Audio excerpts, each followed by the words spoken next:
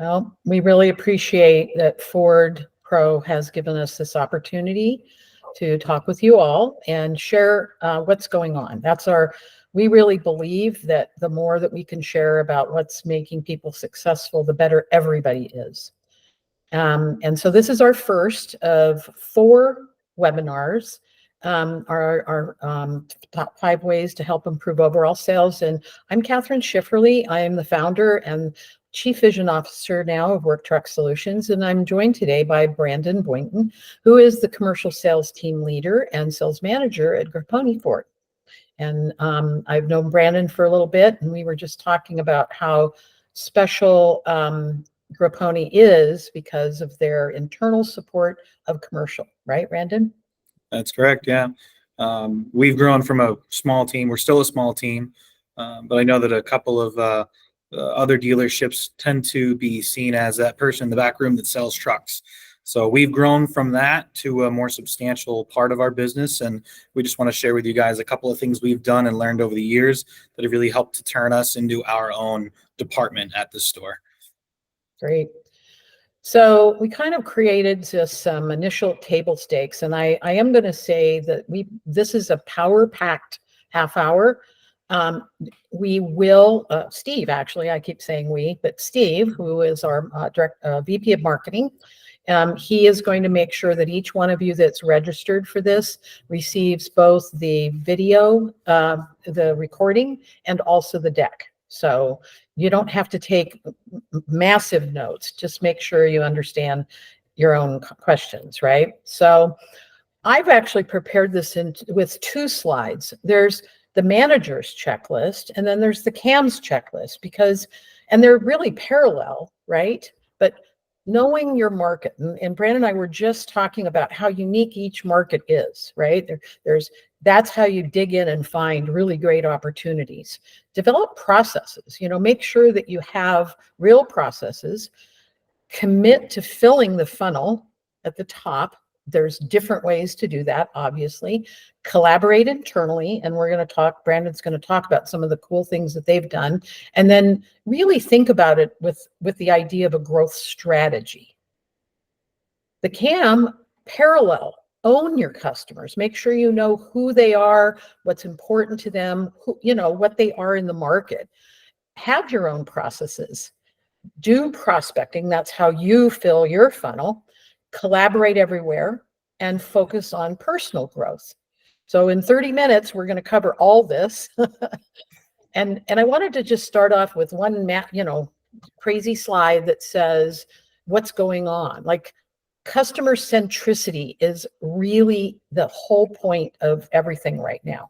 You have to center every initiative that you do, no matter whether it's now or later, around what they need and expect. This is the big change. Gartner predicts that 80% of these B2B interactions will occur on digital channels, right? This statement is a couple of years old, but I believe that seeing next year, we've seen what started happening. That's what's going to happen. And the 3 things are: you have to be omnichannel. That means you have to be talking in many different channels that are, digital, personal, etc. You have to personalize, and you have to make it frictionless for them. So starting with that, now we're going to start diving into a little bit about what Brandyn has actually been doing. So Brandyn, this is your quote, right? Yeah. So this is something we decided a little while back, which is how to define your ideal customer, or we say guests. So it's the who, the where, the why. And it might sound silly on the surface, but if you can really define this person well, then you can not only know who, when it comes time to prospect, who you want to be going after, but also why and what they're going to be looking for. So I'll read our quote here. So we look for local businesses near us that value long-term partnerships. They really prioritize growth and planning, but they're also open to new ideas and appreciate the fact that we're more personalized with how we work with them. And they place a really high emphasis on integrity in their business relationships. And what we've discovered at Grappone is we do things a little differently with upfront pricing and negotiation-free selling. And not every buyer is going to value those things, and that's okay. It just means we need to know who our buyer is, who values our process, and really make sure that we're optimizing for them. And that's worked really well. Well, one of the things I love about this is, so just so you guys all know, I am passionate about B2B selling. That is my life. I've taught it, built classes at a four-year college. This is it, because it's all about the value that you bring to the relationship, right? And once you do that, it's never about price.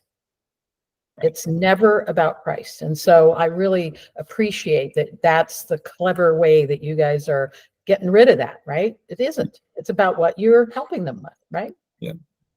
So, and you know, you've made a list of some of the things that you've done to make it easier for them as well, right? Yep. I mean, basically, once you prove yourself that you're trustworthy and that you can make this quick and easy for them, we all know the last thing that these business owners have is spare time to come to the dealership and go through a typical sales process. So whatever you can do to speed it up for them and just blow their mind away that, wow, this is leagues and bounds better than any other purchase I've had, that seems to be very successful. Ford at least makes it really easy for us with an online credit application link that routes directly into Route 1 for us. So if you don't already have that set up, reach out to your business development manager and get that set up, because that makes it much, much easier. Always, encourage your CAMs when they're sending out an email with a pencil. Just shoot the URL in there for Work Truck Solutions. I think they do a fantastic job of really laying everything out for them so that they can make a decision with no more than just the email that got sent out. We've just started really looking at enhancing our descriptions as a new way to sort of stand out, because what are people doing most of the time? They're using Google, they're searching for whatever keyword makes sense for them. So using and really expanding the descriptions instead of just taking the stock stuff, that should definitely help us with our search results. And we know that, again, they don't have a lot of time. So the faster and the easier you can get them to the commercial listing, the better. We've had experiences where if a buyer potentially gets routed to our retail site, which doesn't have all the rich, detailed information that Work Truck Solutions has, they're going to be left with more questions and potentially even be pushed to talk to the retail team if they're on that site. So try and get the commercial site out there as quick as possible. And then the last one on here, I mean, again, I know I'm reading the slide, but I don't know how many times we've told people we can bring the truck and the paperwork to you. That blows them away. There's no extra charge. Obviously, it's within reason of a few hours, but we have some people that come back just for that and that alone. And maybe we don't advertise that as much as we could be. So, well, and just so you guys all know, this webinar is not designed to be an ad for us, but it is so important. And I will tell you, the reason that this company Work Truck Solutions got started was because I was helping a guy, Joe Hughes, who had started the National Ford Truck Club. And his single biggest problem that he had was that the leads would go to the retail folks. And, you know, I mean, that was the first big problem. And how do you make sure that that it's going to the expert like you guys, right? Mm-hmm. And so that's why it's important in your dealership to collaborate and help educate them to make sure they understand that if a commercial buyer, if a business goes and talks to a retail person, they probably won't even come back, much less will you lose that sale, right? So I'll say one thing we've done just on that same point real fast is we've made it part of the process for both the BDC department and the retail floor. When they open a conversation with somebody, whether it's on the phone, on a chat, or in person, the first question you want to ask them after saying, welcome is this a personal or a business purchase? Perfect. Get it to the right team, because what we found is someone calls in, they've got 5 minutes in between jobs. They don't want to talk to somebody on a retail team that won't be able to answer their questions. They'd prefer to leave their information and get a call back to be able to take 5 minutes and talk to the right person versus trying to train a retail team to know commercial business. It's just not feasible, is what we found. That's very smart. So we, are talking about how important the information is, right? And vehicle detail pages are kind of like your full brochure for them. And so I'm going to go ahead and let you talk about how, well, I'll say one thing. Our very first dealer, which by the way is our 12-year anniversary in December, is Corning Ford. And after, we focus, and again, just this concept of having a place where customers can go to get the data, that was the biggest thing that, Francis over there said that was accomplished, was giving them a place to find the information. Because back to what you're saying, Brandon, it's not even just that they don't have enough time, it's that they are working at all different weird hours. Like they're busy, so maybe at midnight is when they have time. Maybe it's on Sunday morning, right? Anyway, I'll let you kind of go through the list here. Yeah, I mean, just like you're saying, what we've found is, how often do you have somebody sending in an internet or a phone lead versus walking on the lot? We're fortunate we have a pretty good location to display our inventory up front, but I still think the amount of people we talk to are pretty minimal that are physically seeing our inventory versus seeing it online. So a quick way to look at it is, and this is something we internally had to do recently, is really evaluate our process. When we're stocking in a vehicle or we're stocking in a pool unit that just arrived, really sit down and think about, am I checking all the boxes and filling out all the description channels that I can? Because you might miss this part of the body description. Let's say somebody's looking for a utility body and you mark it as a service body. All these things could help you to pop to the top. And the more clear you are on that VDP and the more information you can give them at midnight when they can't talk to you or talk to anybody on the team, we found more success because they're calling and they're ready to buy at that point, which is ultimately what we want. Not necessarily just more leads, but more quality leads.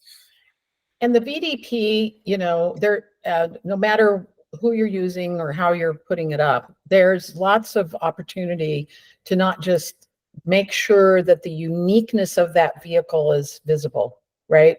But, I'm sorry, a vehicle detail page. Mark, thanks for asking that. I apologize. The vehicle detail page is that VIN, that stock number. No matter what system you're using to display it, no matter what channel you're displaying it in, like Brandon said, it's important to invest a little time. One way that we talk about it is make sure we get the invoices. That's one of the things. Because if we have the invoice, if you're on our platform, what happens is we have a huge library of other product information about that specific upfit from that specific manufacturer. But if you don't have that, you should take the time to manually enter it and to make sure that the details are in there and that you have good photos. We've done a bunch of research around the numbers of photos. Like, unless you get to over 16 or 20 photos, you don't get as much engagement. So, it's your choice, right? If you want the engagement, you got to be doing the best stuff to market it. And the vehicle detail page is the key. So, talking a little bit about the kinds of processes that you might want to have. From my perspective, I think every manager out there should require that every CAM produce 10 new prospects per week, something like that, and I think that if there's no expectation or process that's been laid on you, that you should create your own process, that you should be doing 10 per week. That's how you fill the funnel. There's other ways. There's digital marketing, there's events, there's all sorts of ways, but this is like something that you really have control over. And I know that Brandon, you guys do some prospecting, don't you? Yeah. So we, like you said, there's so many different channels and avenues, and I think it's easy to sit back and just wait for the next lead to come through or the next call to come in. But it might seem like such a task to come up with a local list of your municipalities in your area or local businesses that are around you that you haven't talked to. Or what we've found success in is even talk more with your parts and your service teams. I don't know. We're going to get to that. Okay. Yep. Okay. We're going to get to that. You know, and I think, you know, making sure that, I guess I need to keep moving us along because I talk too much, but we're going to get to that because that is another way to get prospects, right? Yeah. So you've got some good checklist ideas here. You want to run through it real quick? Yeah, I mean, at the end of the day, you could treat your department or your team as sort of individual salespeople doing their own things and just hoping for results. But it's hard because if you don't have a process in place, and it's harder to pinpoint what might be wrong and what might be able to be improved upon. The other reality of it too is you're probably in this position if you're on the leadership side because you've done it, you've been around the block a time or two. So having a process laid out with sort of what's worked for you and just train to that can be helpful. Consistency makes it really easy to train, is what we found. Mm-hmm. Absolutely. And, you know, we know that there's going to be more opportunity to bring people in, right? That are younger. They Yeah. need that. Yeah. So I love the statement. I made sure that it was in here because sometimes there's knee-jerk reactions. Sometimes the process is the whole thing. You know, you need to really be talking to folks, right? So filling the funnel. Okay, well, vehicle detail pages, we've already talked about that. Give people what they want and then prospect. But then how do you build this buyer list, right? How do you prospect? So let's talk a little bit about that. I like that you said use the universe, because, you know, it's a big universe. Talk about it to me. Yeah, it's frankly all there for the taking. Sometimes it seems a little unorthodox, but especially if we have downtime, nothing's preventing any of us from going onto Google and trying to find our state's list of DPW contacts. If you want to participate in local state bids like we've been, that's really helped us just to get our name out there. And then once some of these towns and these departments have worked with us, they tend to find ways to get around the bid process wherever possible and just come back to us because we're actually willing to help them and take care of them. And they appreciate that too.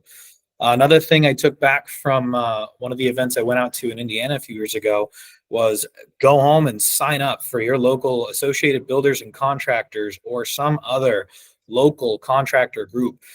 How else are you going to be able to get with all those business owners that are local to you and buying trucks from someone in an event where you can have a beer with them and just talk about the vehicle you have there in a low pressure environment?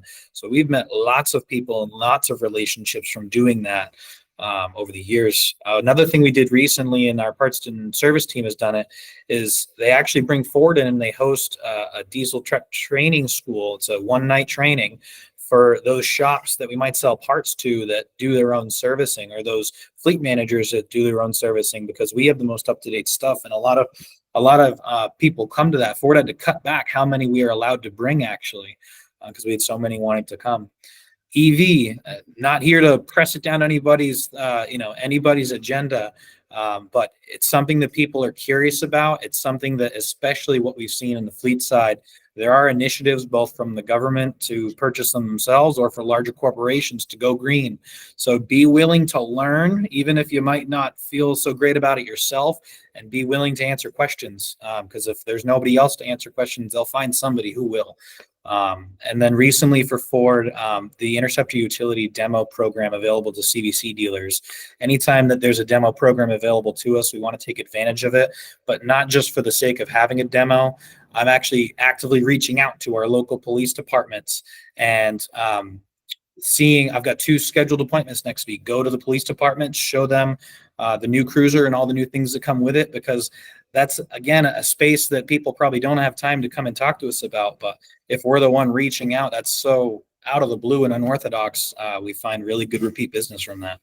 Hey, Mackenzie, I think Brandon said that Ford actually comes in and does that diesel training. Is that correct? Yeah, it is. It is. I would have to get some more information from the parts department and service department who actually host it, but it is something that's Ford comes in and assists us with. Yes. Cool. So, I love to hear that I think I know the workshop that you came to in Indianapolis that encouraged you to go and join these clubs. Yay. That's the kind of thing that we're hoping to encourage people to do, including one of my favorite ideas is, maybe park a car. Like there's a big parking lots where lots of, construction people come and go.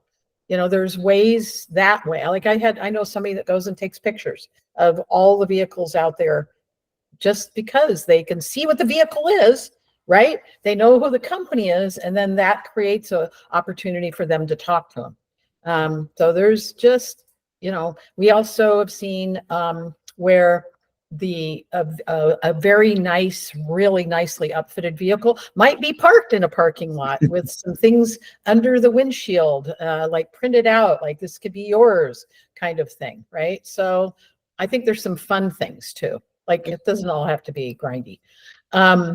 Buying lists are very tricky, check with your Ford Pro connection and see.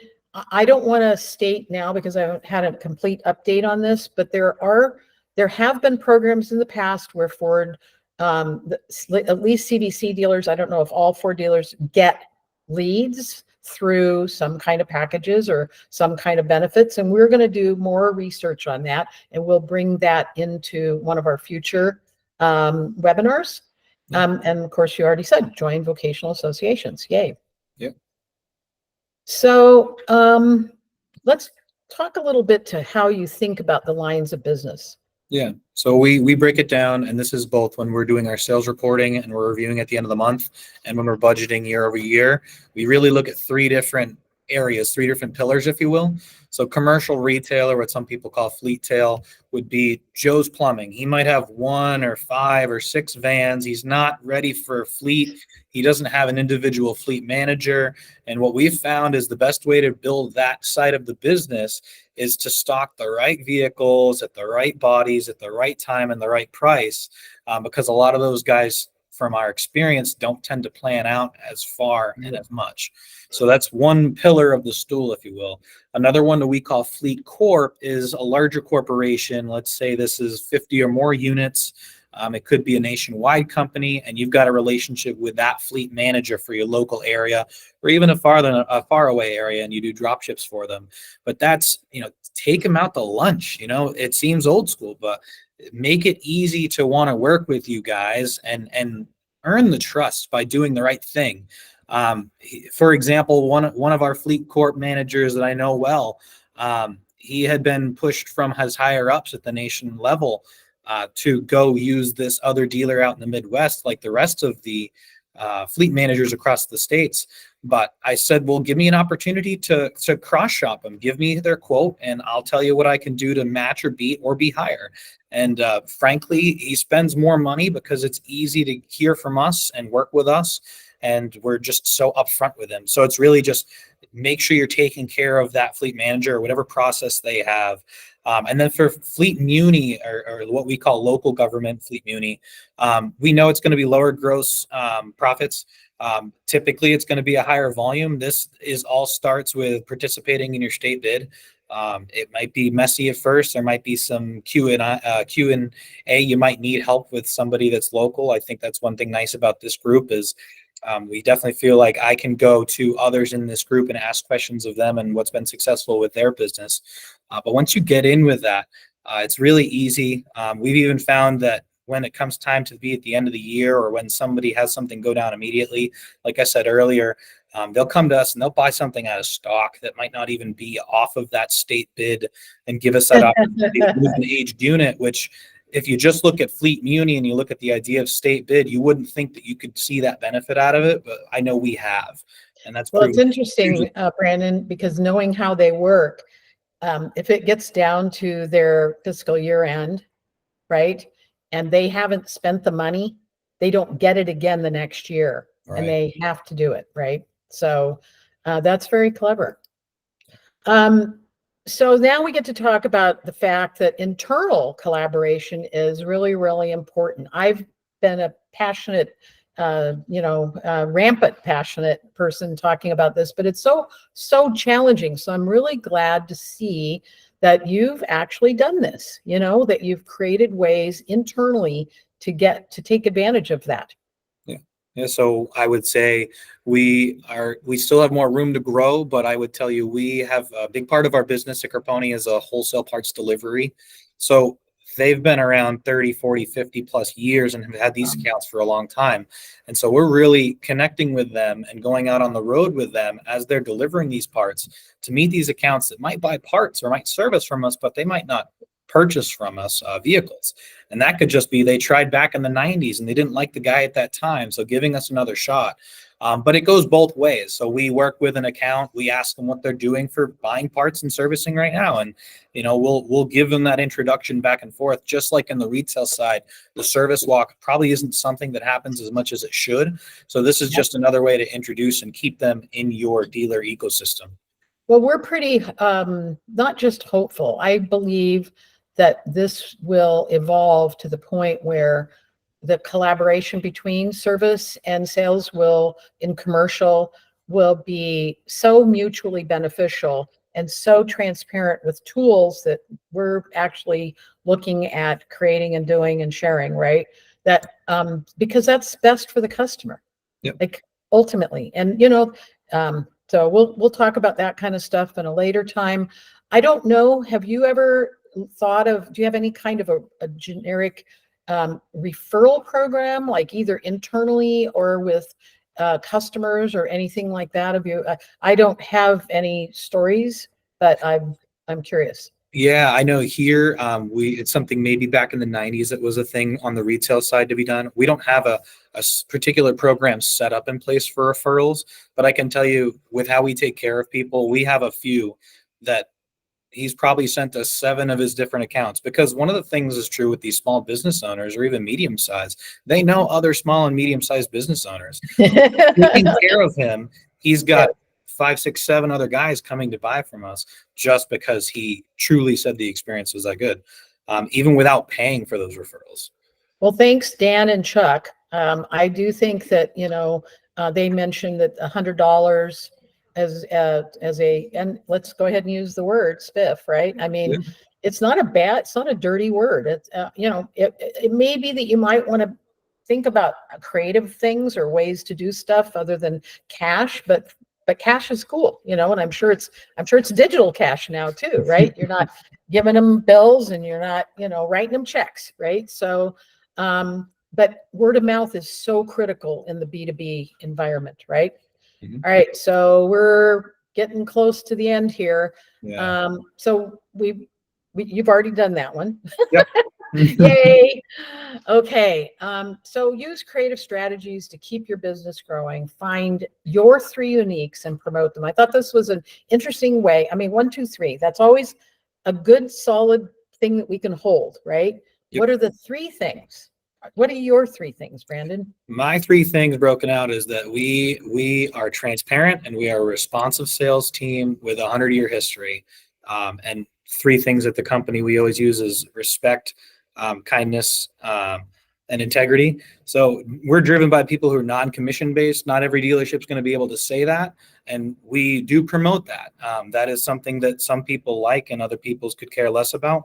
But the people that like it, love it. And then third, we like to think anyway that we have expertise across all 3 of those business sectors, the retail buyers, the fleet buyers, and the municipal sectors. So no matter who you're talking to, you can get handled and taken care of quickly and efficiently. That's fantastic. So we literally only have 1 minute left. I don't even know, Steve, why we thought we would put questions in here. I do want to tell you all that there are 3 more webinars that we've collaborated with the Ford Pro team on. The next one's pretty soon, 2 weeks from today. It is merchandising. Then we have one in November around finding new prospects and leads. We'll dig into that a little more deeply, specifically, and then the value of images and pictures. Again, these are kind of, yes, what was the question or raising hand? Let's see. Was That there was a from question? Vince. I'm not sure if that was intentional or not. Okay, sometimes it's not. It's Oh, really, sorry, wrong button. I That's apologize. okay. you know, it happens, Vince. It just does. Steve was going to mention that we have a link in the messages that is to the upcoming Commercial Vehicle Business Summit. It is a 2-day virtual event. It's free. If you go register for it, if you can't attend any or more than a couple of the sessions, you'll get notified when they're available. These sessions are amazing. If you're interested, I love the commercial vehicle business space. And if you love it too, and you want to keep growing, and like Brandyn and his team has, I hope you've enjoyed today, and I hope you'll join us for these webinars and for the CVBS.